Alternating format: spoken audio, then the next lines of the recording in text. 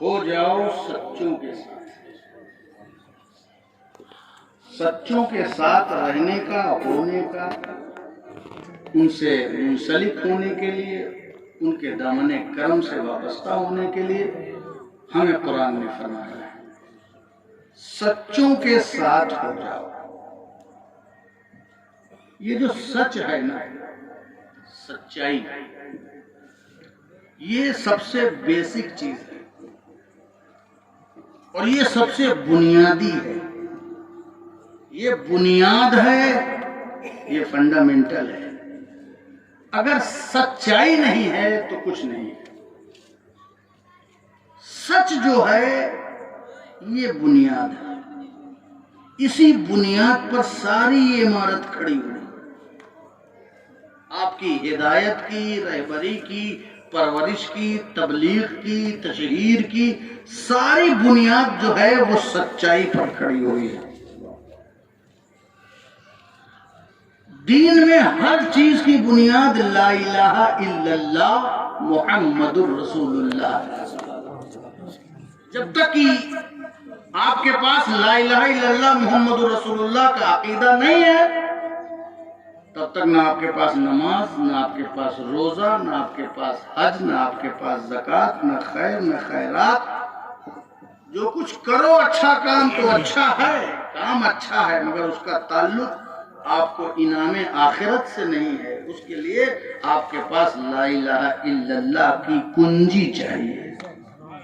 جنت کی کنجی لا الہ الا اللہ ہے، ایمان ہے. کیا ہے؟ ایمان. لا الہ الا اللہ محمد الرسول اللہ. یہ اگر آپ کا بچا ہے تو سب کچھ بچا ہے، اور اگر یہی نہیں بچا تو پھر کچھ نہیں بچا. اس لیے ہمارا کچھ بچے نہ بچے، کلمہ ضرور بچا رہنا چاہیے. ہر چیز کی بنیاد اسی پر ہے. اگر لا الہ الا اللہ، آپ پر نماز تبھی فرض ہے جب آپ پہلے لا الہ الا اللہ پڑھتے ہیں. روزہ تبھی فرض ہے، انہی لوگوں پہ فرض ہے جس پہ لا الہ الا اللہ محمد رسول اللہ، جس نے پڑھ رکھا ہے، مان رکھا ہے، جان رکھا ہے. اسلام کے تمام ارکان اور تمام اراکین اور عبادت اور ریاضت اور بندگی، یہ سب کچھ لا الہ الا اللہ کے عقیدے پر ڈیپینڈ ہے. ساری چیز کی بنیاد لا الہ الا اللہ محمد رسول اللہ ہے. مگر جانتے ہو یہ لا الہ الا اللہ محمد رسول اللہ کی بھی بنیاد سچائی پر ڈیپینڈ ہے. ساری چیز لا الہ الا اللہ ہو تب ملے گی، مگر یہ لا الہ الا اللہ بھی سچائی پر ہے. اگر سچا لا الہ الا اللہ محمد رسول اللہ ہے تب سب کچھ ہے. تو ہر چیز کی بنیاد کلمہ ہے، اور کلمے کی بنیاد بھی سچائی ہے. سمجھ گیا؟ ہم بغداد میں تھے تو ایک صاحب نے، ٹیکسی میں بڑے پڑھے لکھے لوگ وہاں چلاتے ہیں، حالات ایسے تھے، تو وہاں انہوں نے کہا کہ فلاں کسی فلمی ہیرو کا نام لیا. کہا وہ خیریت سے ہیں، وہ ٹھیک ٹھاک ہیں. انہوں نے پوچھا آپ کہاں سے؟ ہم نے کہا میں ہندوستان سے ہوں. اچھا فلاں صاحب ٹھیک ہے؟ کوئی بالی ووڈ کے ہیں. ان کا نام لیا. مجھے نام لینے کی ضرورت نہیں، بڑے مشہور ہیں. کہا وہ خیریت سے ہیں؟ ان کا بڑے افسوس کی بات ہے، ہندوستان سے آپ نے یہ نہیں پوچھا کہ وہاں کے غریبوں کا کیا حال ہے، مسکینوں کا کیا حال ہے، مومنوں کا کیا حال ہے، دین کا کام کیسے چل رہا ہے. آپ نے کہا کہ بس فلاں صاحب خیریت سے ہیں. کہا نہیں وہ بھی تو مومن بھائی ہیں. میں نے کہا کہاں؟ کہا میں نے دیکھا ہے، میں نے خود کلمہ پڑھتے ہوئے سنا. کہاں تم نے سن لیا بھائی؟ کہا میں نے دیکھا، ایک فلم تھی، میں نے دیکھا تو اس میں وہ کلمہ پڑھ رہا ہے. میں نے کہا تم اتنے بھولے ہو، عرب کے کھجور ہی کھاتے رہ گئے، آج تک کچھ نہیں کر سکے. اتنے بھولے ہو کہ فلموں میں کلمہ پڑھتے تم نے سن لیا. میں نے کہا وہ پکچر ہے، وہ اسکرپٹ ہے، اسکرپٹ کا حصہ ہے. ایکٹنگ کر کے کلمہ پڑھنے سے کوئی مومن نہیں ہوتا. سچائی سے، دل سے، تصدیق بالقلب، اقرار باللسان،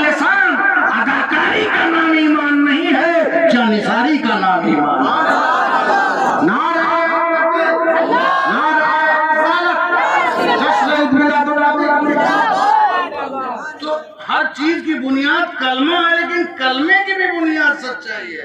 اگر سچائی سے نہیں پڑھا اور نہیں جانا، نہیں سمجھا تو کچھ نہیں ہے. تو سچائی مین چیز ہے. ہمیں سچ کے پیچھے رہنا چاہیے. کونوا مع الصادقین، سچوں کے ساتھ ہو. کسی کے پاس دولت ہو نہ ہو، پیسہ ہو نہ ہو، جائیداد ہو نہ ہو، وہ سچا ہے نا تو اس کا ساتھ پکڑ لو. جو سچے کا ساتھ پکڑ لیتا ہے وہ دنیا میں بھی کامیاب رہتا ہے اور آخرت میں بھی کامیاب رہتا ہے. جھوٹوں کا نام مل جاتا ہے. جھوٹوں کی شہرت چند دنوں کی ہوتی ہے، کچھ ایام کی ہوتی ہے، اور جو سچے ہوتے ہیں وہ خواجہ معین الدین بن کے زمانے تک چمکتے رہتے ہیں. وہ میر اماد الدین بن کر کے زمانے تک چمکتے رہتے ہیں. کربلا کے میدان میں سارے جھوٹے ہار گئے، امام حسین کی سچائی جیت گئی. سچائی کبھی شکست نہیں. یاد رکھیے. اتنا لمبا کر کے دینے کی کیا ہے؟ بس یہ بھی سچائی کے خلاف ہے. نوٹ کی پوری سائز دکھا کے دینے کی کیا ہے؟ تو سچائی کے پیچھے، سچائی سچوں کے ساتھ ہو جاؤ. کونوا مع الصادقین، سچوں کے ساتھ ہو جاؤ. یہ سچ بہت بڑی دولت ہے. سچ بولنے والا پریشان ہو سکتا ہے، سچ بولنے والا مصیبت کا شکار ہو سکتا ہے. سچ بولنے والوں سے دولت چھینی جا سکتی ہے، مگر سچ بولنے والوں سے جنت نہیں چھینی جا سکتی. یاد رکھیے. اس لیے دوستو، ہماری زندگی میں سچ آنا چاہیے. سچ کہو، کڑوا ہو تو کیا ہو، سچ کہو اور سچائی پر چلو. یہ بیسک چیز ہے. میرے نبی نے، میرے رسول نے سب سے پہلے سماج میں اپنے آپ کو سچا ثابت کیا ہے. 40 سال تک. یاد رکھیں، میرے نبی کی زندگی دیکھیے. پہچانو تو پہلے اپنے نبی کی حیات تو دیکھو. ہالی ووڈ اور بالی ووڈ میں بزی رہنے والوں پہلے اپنے نبی کو دیکھو. زندگی دیکھو کہ آئیڈیل کون ہے، رول ماڈل کون ہے. 40 سال میرے نبی کی زندگی قصہ کہانی نہیں ہے. میرے نبی کی زندگی ایک ہسٹری ہے. اور زمانے کی تاریخیں جتنی لائف آف پروفٹ محمد صلی اللہ علیہ وسلم جتنی دنیا میں لکھی گئی، شاید ہی کسی مہاپروش کی کوئی ہسٹری لکھی گئی. سچائی ہے، سوچ کے نہیں بنی. یہ کوئی کسی رائٹر کا کانسیپٹ نہیں ہے. میرے نبی کی زندگی ایک حقیقی زندگی ہے. میرے نبی نے 40 سال تک، نبی ہیں مگر منہ سے نہیں کہا میں نبی ہوں. سچائی پر چلتے رہے، سچا بتاتے رہے. اور 40 سال کے بعد انہوں نے اپنے اسٹیٹس کو چیک کیا کہ دیکھیں زمانہ میرے بارے میں کیا سوچتا ہے. کیا مجھے زمانہ سچا مانتا ہے کہ نہیں؟ پہلے دن سے نہیں کہہ دیا میں نبی ہوں، میں رسول ہوں، چلو آؤ مجھ کو مان لو، میرا کلمہ پڑھ لو. 40 سال تک اپنے منہ سے نہیں کہا کہ میں میسنجر آف گاڈ ہوں، میں خدا کا بھیجا ہوا ہوں، میں اللہ کا پروفٹ ہوں. نہیں بولے، نہیں بتایا، کوئی دعویٰ نہیں کیا. کوئی دعویٰ میرے رسول کی زندگی میں نہیں تھا، کوئی اعلان نہیں تھا. اور 40 سال کے بعد جب 40 سال کی میچور لائف ہو گئی تو پہاڑ کی چوٹی پر کھڑے ہو کر کے مکے والوں کو بلایا اور ان سے پوچھا، اپنے آپ کو چیک کیا کہ میری سچائی کا میری ڈیمانڈ کیا ہے. کیا دنیا ہمیں سچا سمجھتی ہے؟ اگر دنیا سچا سمجھتی ہے تب تو سارا پیغام حق ہے. نہیں، ہم ان سے کچھ بھی کہیں، جب یہ سچائی نہیں مانیں گے تو پھر کیا مانیں گے؟ چیک کیا کہ اگر میں تم سے کہوں کہ پہاڑ کے پیچھے ایک لشکر آ رہا ہے تو اے مکہ والوں مان لو گے؟ اور منوایا کہاں سے؟ گاؤں والوں سے، گھر والوں سے، وطن والوں سے، چونکہ کریکٹر وطن والے جانتے ہیں،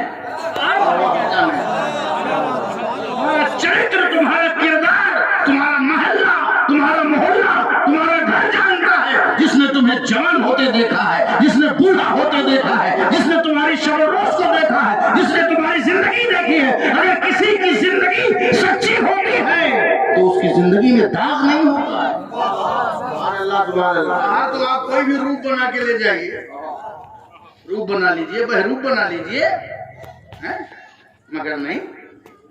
مکہ والوں سے کہا اگر میں تم سے کہوں کہ پہاڑ کے پیچھے ایک لشکر آ رہا ہے تو کیا تم لوگ مان لو گے؟ تو سب نے کہا ہاں اے محمد بالکل مان لیں گے، کیوں نہیں مانیں گے؟ ارے ہم کیوں نہیں مانیں گے؟ آپ نے زندگی میں کبھی جھوٹ نہیں بولا، کریکٹر ایسا ہو، کردار ایسا ہو۔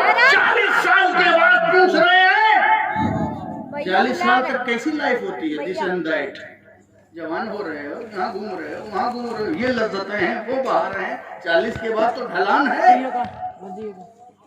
جوانی بھی آ رہی ہے، ان کو شباب بھی آ رہا ہے، بچپنا بھی گزر رہا ہے، پوری لائف ہے، میچور ہو گئے، بتاؤ۔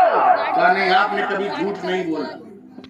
تو جس نے 40 سال جھوٹ نہ بولا ہو اور پورا مکہ اس کا گواہ ہو، اس کو یقین ہو، اسی لیے میرے نبی کہتے ہیں مجھے نبی بعد میں ماننا، پہلے مجھے سچا مانو۔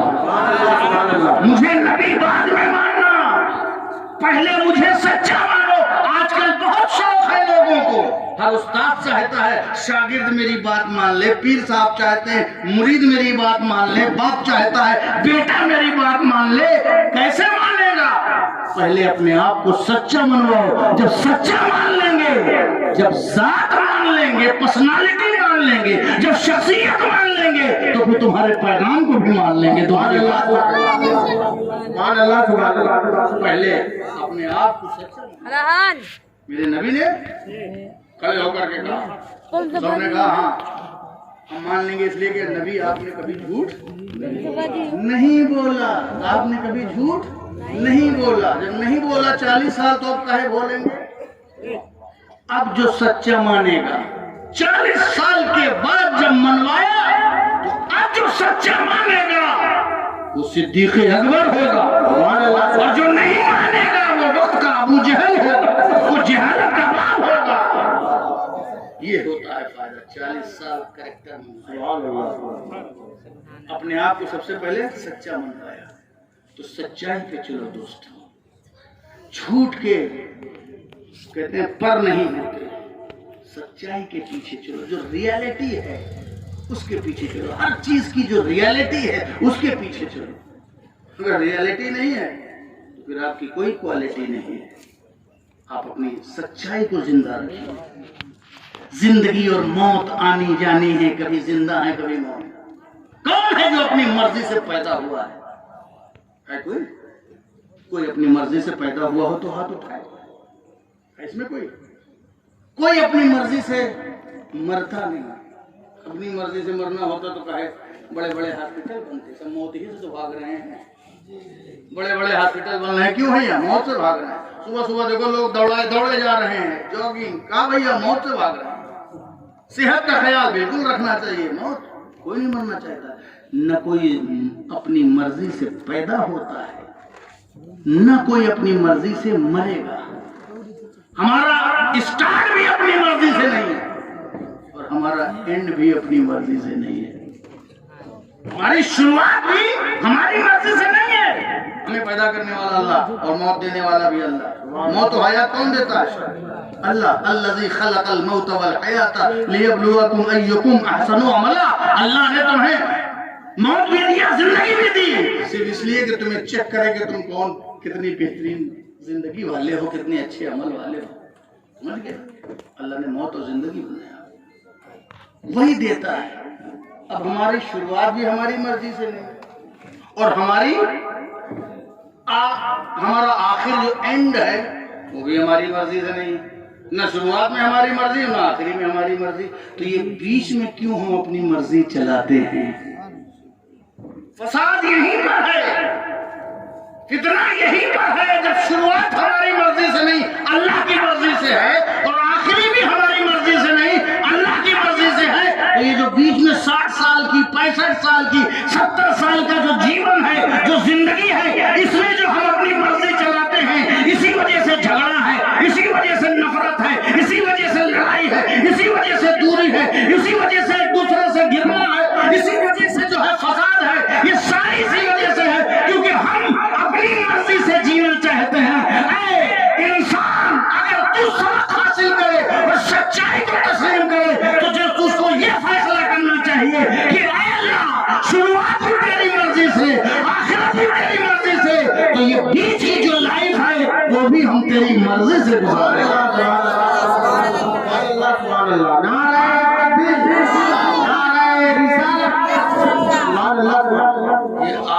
بیچ کی جو لائف ہے نا، 65 سال کے آپ ہیں یا 70 سال کے، جتنے دن میں بھی آپ کا سوچا 60 سال 65 سال 70 سال،